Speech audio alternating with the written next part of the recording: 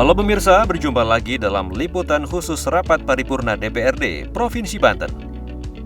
Kali ini, agenda konstitusional yakni rapat paripurna pengambilan keputusan atas rekomendasi DPRD terhadap LKPJ Gubernur Banten tahun anggaran 2025. Pemirsa, rapat paripurna kali ini dipimpin langsung oleh Ketua DPRD Banten, Fahmi Hakim, dengan didampingi 4 wakil pimpinan DPRD Banten lainnya. Sementara kehadiran Gubernur Banten, Andra Soni, diwakilkan kepada Sekretaris Daerah Provinsi Banten, Deden Apriandi. Pemirsa, agenda rapat kali ini merupakan muara dari rangkaian pembahasan panjang di tingkat komisi dan pansus. Berdasarkan peraturan DPRD Provinsi Banten tentang tata tertib, pasal 1 ayat 11 menyebutkan bahwa laporan keterangan pertanggungjawaban gubernur kepada DPRD yang disebut LKPJ adalah laporan berupa informasi penyelenggaraan pemerintahan daerah selama 1 tahun anggaran atau akhir masa jabatan yang disampaikan oleh gubernur kepada DPRD. Dan berdasarkan peraturan DPRD Provinsi Banten pasal 31 huruf H tentang tata tertib bahwa DPRD mempunyai tugas dan wewenang untuk meminta laporan keterangan pertanggungjawaban gubernur dalam penyelenggaraan pemerintahan daerah.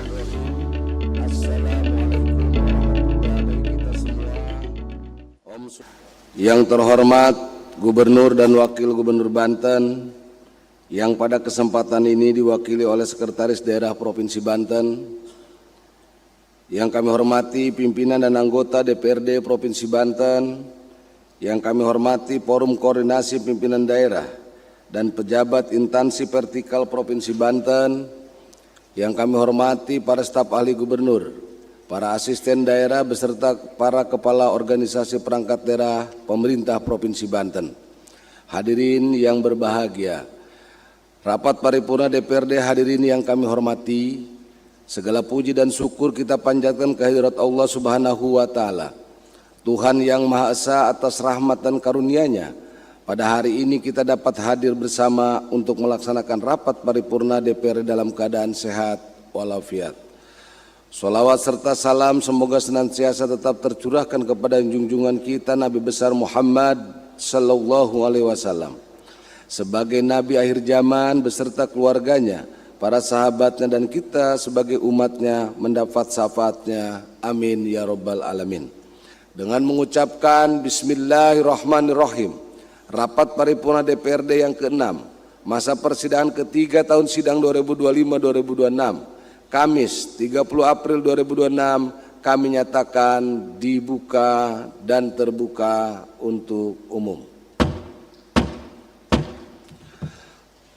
Rapat paripurna DPRD hadirin yang kami hormati, sebagaimana kita ketahui bersama bahwa pada hari Rabu tanggal 31 Maret 2026 telah dilaksanakan rapat paripurna penyampaian nota pengantar laporan keterangan pertanggungjawaban Gubernur Banten tahun anggaran 2025 yang disampaikan oleh Gubernur Banten dan menetapkan pembentukan susunan keanggotaan dan pimpinan panitia khusus pembahasan laporan keterangan pertanggungjawaban Gubernur Banten tahun anggaran 2025. Berdasarkan peraturan DPRD Provinsi Banten tentang tata tertib pasal 1 ayat 11 menyebutkan bahwa laporan keterangan pertanggungjawaban Gubernur pada DPRD selanjutnya disebut LKPJ adalah laporan berupa informasi penyelenggaraan pemerintah daerah selama 1 tahun anggaran atau akhir masa jabatan yang disampaikan oleh Gubernur kepada DPRD. Dan berdasarkan peraturan DPRD Provinsi Banten pasal 31 huruf H tentang tata tertib bahwa DPRD mempunyai tugas dan kewenangan untuk meminta laporan keterangan pertanggungjawaban gubernur dalam penyelenggaraan pemerintahan daerah. Dalam melaksanakan pembahasan LKPJ Gubernur Banten tahun anggaran 2025, Panitia Khusus 1 DPRD Provinsi Banten telah melakukan serangkaian kegiatan sebagai proses pendalaman, klarifikasi, dan pengayaan materi pembahasan yang meliputi penyampaian nota pengantar laporan keterangan pertanggungjawaban Gubernur Banten tahun anggaran 2025. Lantas, seperti apakah laporan panitia khusus pada rapat paripurna kali ini? Selanjutnya, kami sampaikan capaian indikator makro Provinsi Banten tahun anggaran 2025 sebagai gambaran umum hasil pelaksanaan pembangunan daerah, sekaligus dasar dalam merumuskan isu strategis dan rekomendasi DPRD. Indeks pembangunan manusia pada tahun 2025 tercatat sebesar 77,25 poin, meningkat dari 76,35 poin pada tahun sebelumnya. Peningkatan ini menunjukkan perbaikan kualitas hidup masyarakat. Namun demikian, Pansus 1 DPRD memandang bahwa peningkatan tersebut perlu diiringi dengan pemerataan kualitas layanan pendidikan dan kesehatan agar manfaatnya dapat dirasakan lebih luas.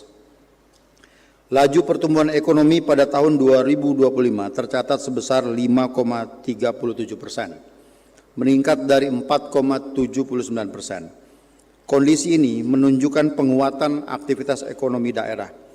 Ke depan, pertumbuhan tersebut perlu terus didorong agar semakin inklusif, khususnya melalui penguatan UMKM, ekonomi kreatif, serta perluasan kesempatan kerja. Tingkat pengangguran terbuka pada tahun 2025 tercatat sebesar 6,63%, menurun dari 6,69%. Penurunan ini menjadi sinyal positif, namun Pansus 1 DPRD menilai bahwa peningkatan kualitas tenaga kerja dan kesesuaian kompetensi dengan kebutuhan dunia usaha masih perlu mendapatkan perhatian, sejalan dengan upaya peningkatan investasi dan penyerapan tenaga kerja lokal. Persentase penduduk miskin pada tahun 2025 tercatat sebesar 5,51%, menurun dari 5,63%. Capaian ini patut dicatat sebagai kemajuan. Namun demikian, upaya pengentasan kemiskinan perlu terus diperkuat dengan fokus pada kelompok masyarakat yang paling membutuhkan, agar intervensi program dapat berjalan lebih tepat sasaran dan berdampak nyata. Gini rasio pada tahun 2025 sebesar 0,312, menurun dari 0,330. Penurunan ini menunjukkan adanya perbaikan dalam tingkat ketimpangan. Meski demikian, kesenjangan antar wilayah masih terlihat, sehingga pemerataan pembangunan khususnya pada infrastruktur dan pelayanan dasar perlu terus diperkuat. Sementara itu, tingkat inflasi relatif terkendali yang menunjukkan stabilitas harga dapat dijaga. Kondisi ini perlu dipertahankan melalui penguatan ketahanan pangan, distribusi barang, serta ketersediaan pasokan kebutuhan pokok di masyarakat. Pimpinan dan anggota DPRD yang kami hormati, melihat capaian tersebut secara umum, pembangunan Provinsi Banten tahun 2025 menunjukkan arah yang cukup baik dengan sejumlah indikator mengalami perbaikan. Namun demikian, berbagai capaian tersebut masih memerlukan penguatan agar hasil pembangunan dapat dirasakan secara lebih merata dan berkelanjutan. Oleh karena itu, Pansus 1 DPRD merumuskan sejumlah isu strategis dan rekomendasi sebagai bentuk perbaikan penyelenggaraan pemerintahan daerah ke depan. Pimpinan dan anggota DPRD serta hadirin undangan yang kami hormati, pemerintah Provinsi Banten pada tahun anggaran 2025 menetapkan arah dan prioritas pembangunan yang selaras dengan kebijakan pembangunan daerah serta visi dan misi Gubernur dan Wakil Gubernur Banten.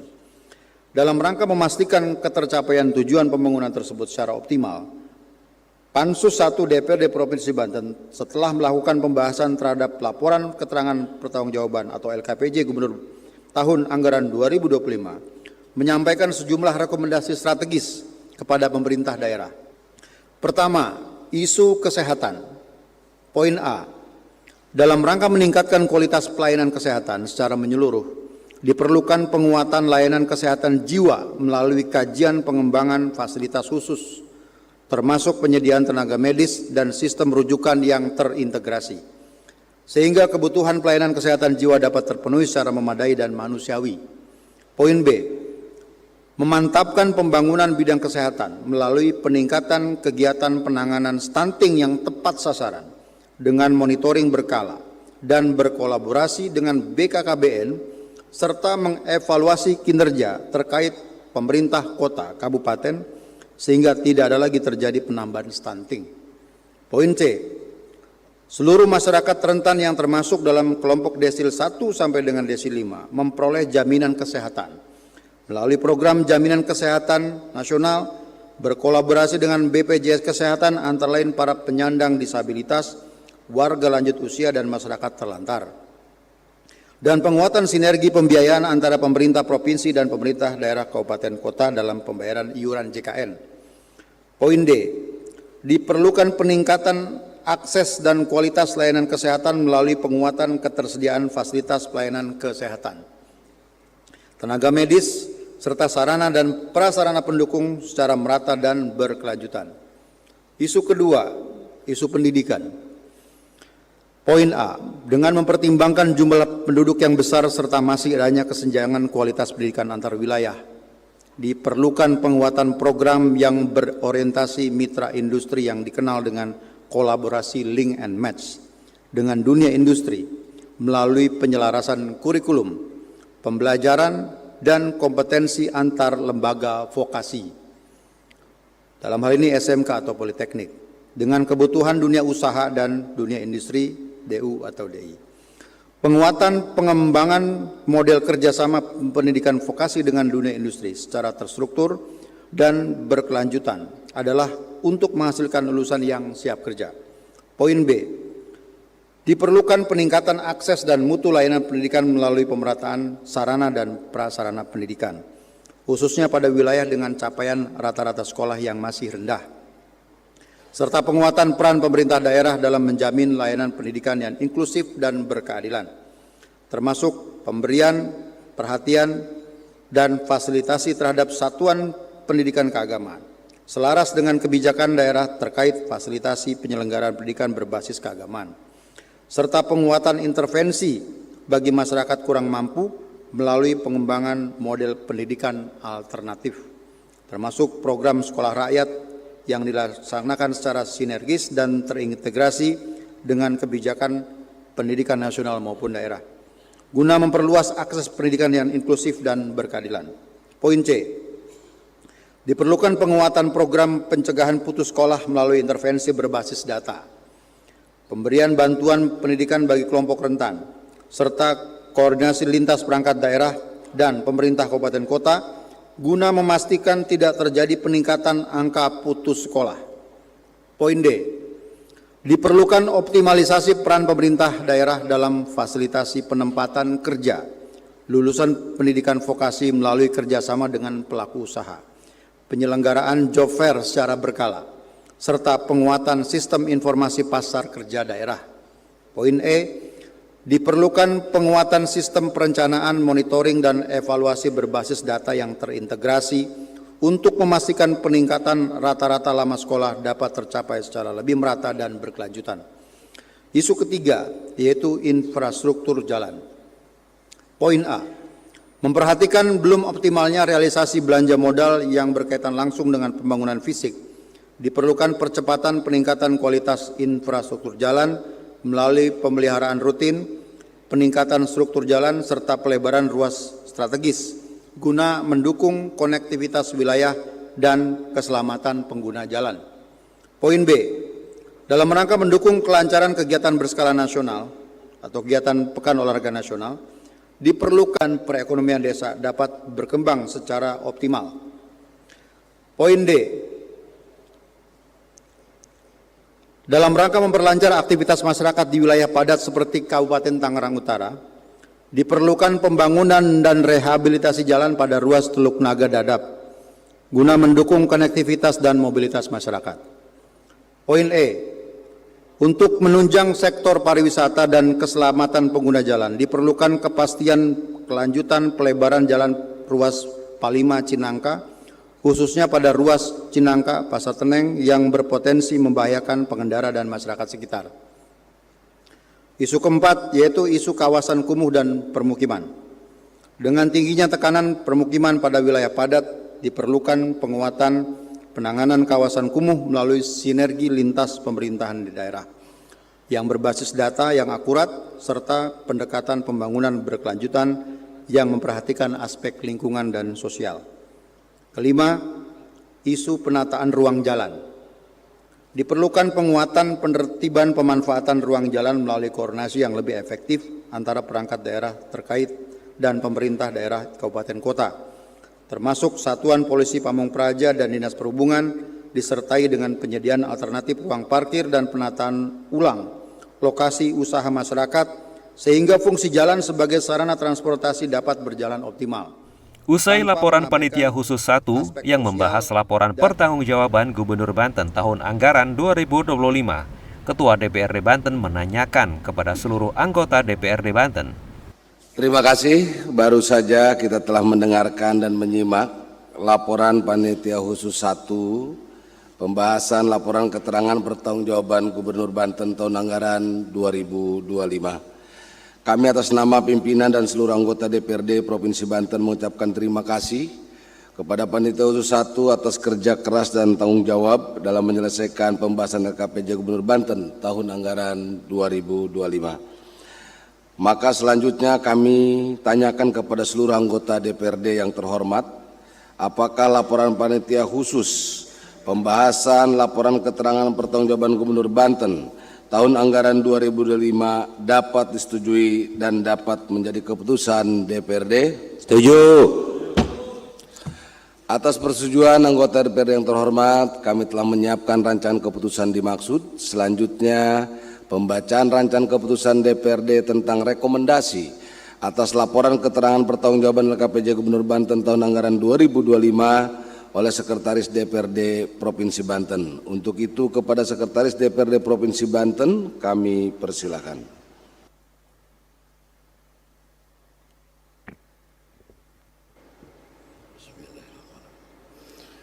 Rancangan Keputusan Dewan Perwakilan Rakyat Daerah Provinsi Banten nomor masih kosong tentang rekomendasi atas laporan keterangan pertanggungjawaban Gubernur Banten tahun anggaran 2025. Pimpinan Dewan Perwakilan Rakyat Daerah Provinsi Banten menimbang A dan seterusnya, mengingat satu dan seterusnya, memperhatikan satu dan seterusnya, memutuskan, menetapkan ke satu, rekomendasi atas laporan keterangan pertanggungjawaban Gubernur Banten tahun anggaran 2025 sebagaimana terlampir.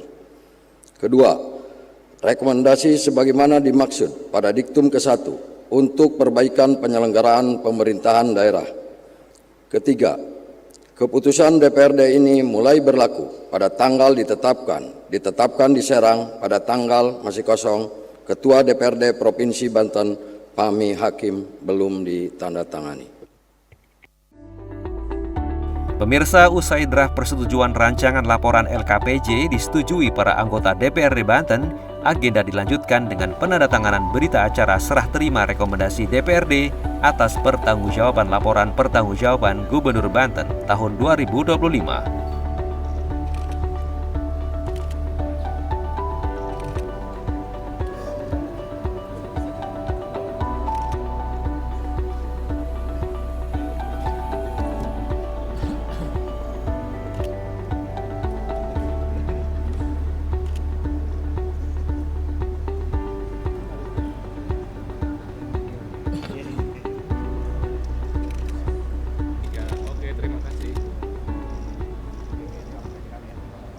Berikutnya, marilah kita bersama-sama mendengarkan dan menyimak sambutan Gubernur Banten terhadap rekomendasi atas laporan keterangan pertanggungjawaban Gubernur Banten tahun anggaran 2025 yang akan disampaikan oleh Sekretaris Daerah Provinsi Banten.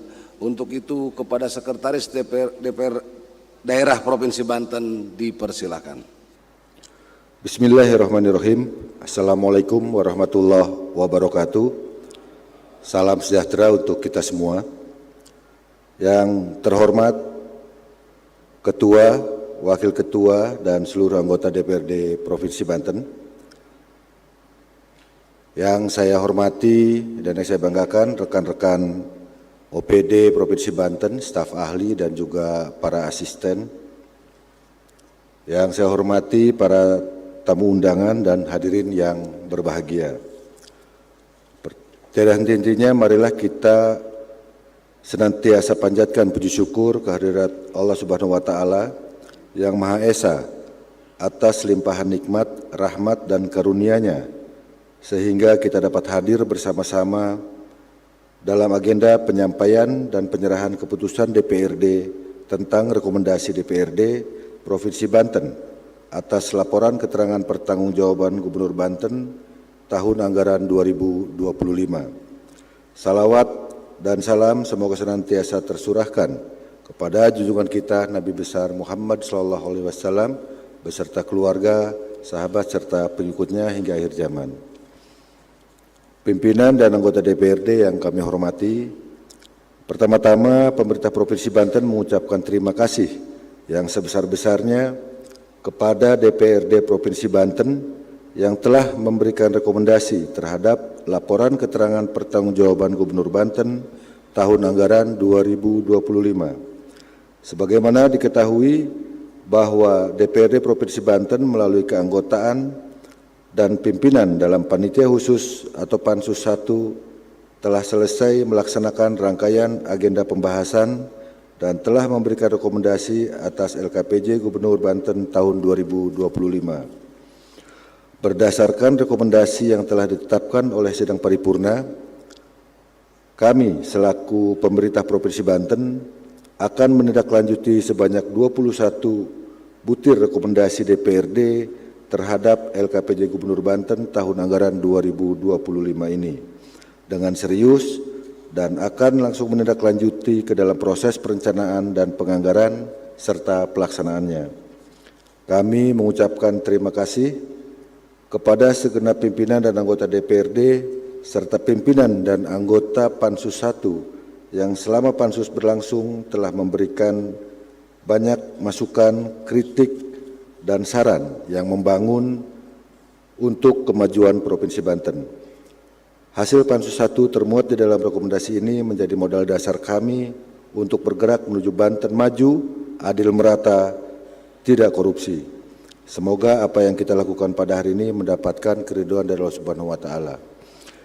Demikian sambutan Gubernur Banten yang saya bacakan. Terima kasih. Billahi taufiq wal hidayah. Wassalamualaikum warahmatullahi wabarakatuh.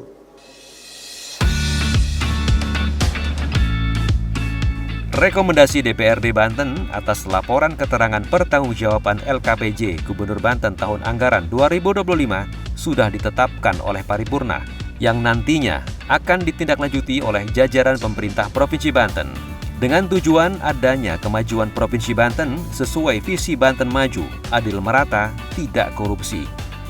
Lalu seperti apakah tanggapan pimpinan eksekutif dan legislatif? Di mana tadi Pansus telah melaporkan dan sudah disetujui dalam paripurna keterkaitan hal-hal yang menjadi proses perhatian secara khusus bagi proses kewenangan lembaga institusi DPRD dalam konteks sebagai pengawasan, yaitu di mana ada dua hal yang terpenting. Pertama, tentu kami juga memberikan satu apresiasi bahwa indeks pembangunan manusia hari ini sudah meningkat 77, sekian dan juga laju pertumbuhan ekonomi dari 4,7 sekian sekarang sudah 5,33%. Tentu ini hal yang juga patut kami apresiasi. Tetapi di sisi lain kami juga terus memberikan satu rekomendasi dalam rangka penguatan terhadap beberapa bidang yang dimana ini perlu adanya sinkronisasi dan kolaborasi terhadap proses pembangunan. Yang pertama adalah bagaimana menciptakan penurunan angka pengangguran yang sekarang 6,63%. Tentu ini diperlukan sinergitas pembangunan daerah dengan pembangunan pusat agar senantiasa investasi dan pendidikan vokasi harus sejalan untuk mengurangi pengangguran. Di mana kami mengetahui bahwa 11,sekian% lulusan SMK masih menganggur. Maka dengan itu diperlukan penguatan program ke depan bahwa SMK yang ada di Provinsi Banten harus kurikulumnya adalah terkonsolidasi dengan investasi yang ada di Banten. Misalkan kalau di Banten itu adanya pabrik sepatu, ya mereka diberikan pendidikannya untuk ngejahit sepatu.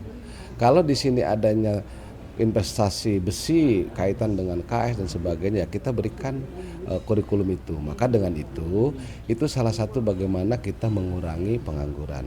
Kedua adalah kami juga mencoba untuk melakukan pemanfaatan terhadap kondisi daerah yang hari ini di Banten banyak investasi, yaitu membuat sekolah vokasi terhadap proses kejuruan yang diminati yang ada di investasi di Provinsi Banten.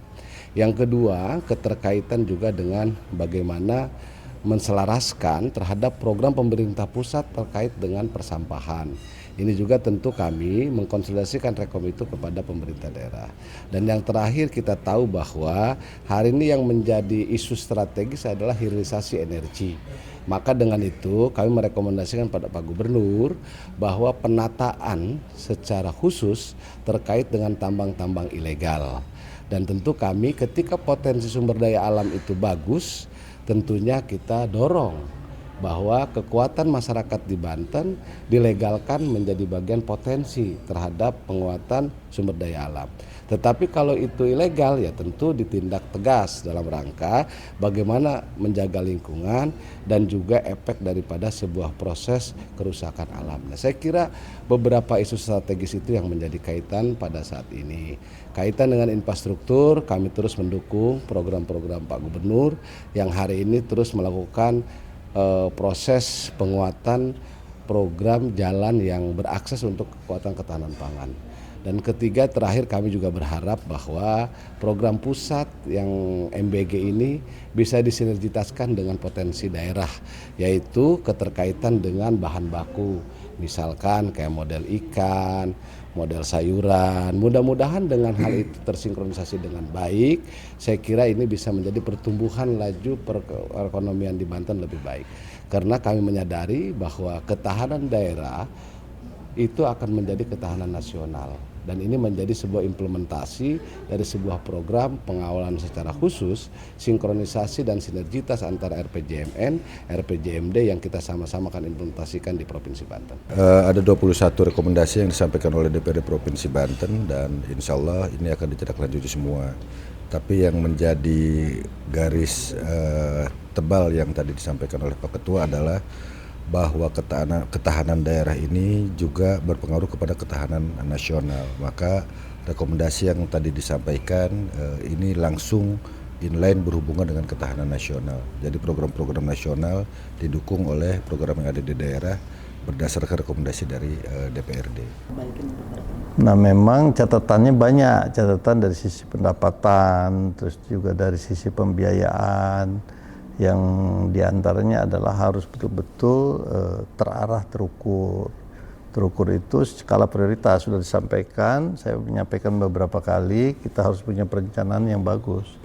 Dari mulai 0 sampai 100. Kalau kita bangun misalnya sampai 20, yang berikutnya tahun depan, yang berikutnya tahun depan. Tapi yang terjadi kebanyakan tidak, perencanaannya tidak secara masif, tidak secara sistematis. Perencanaannya sifatnya parsial. Sekarang ini, besok beda lagi, maka yang terjadi tidak selesai secara tuntas. Nah, itu yang kita menjadi catatan. Terus juga adalah terkait dengan kinerja yang tidak terlalu cepat, proaktif dari OPD yang ada. Dan ini juga menjadi catatan kita, sehingga kita nanti ke depan harus bekerja semua, harus maksimal.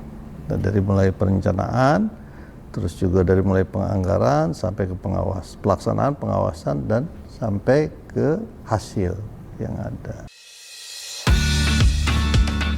Pemirsa, LKPJ Gubernur Banten membawa harapan besar perubahan nasib masyarakat Banten. Dan kita harapkan ada kemajuan pembangunan dan kesejahteraan masyarakat ke depan. Demikianlah liputan khusus kali ini. Kita berjumpa lagi dalam liputan khusus edisi selanjutnya.